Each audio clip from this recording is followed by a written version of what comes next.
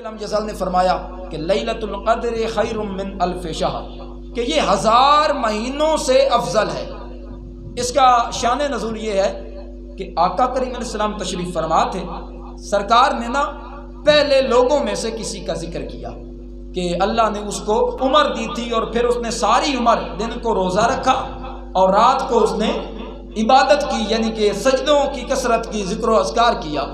تو صحابوں نے تعجب کیا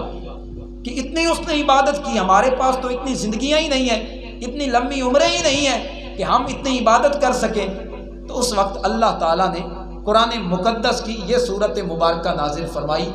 تو گویا فرمایا گیا محبوب ٹھیک ہے تمہارے غلاموں کے پاس وہ عمریں نہیں ہیں، لیکن ان کے مقدر میں یہ لیلۃ القدر میں نے رکھی ہے، یہ اس ایک رات کو عبادت کریں گے تو میں 1000 مہینوں سے زیادہ عبادت کا ثواب عطا کروں۔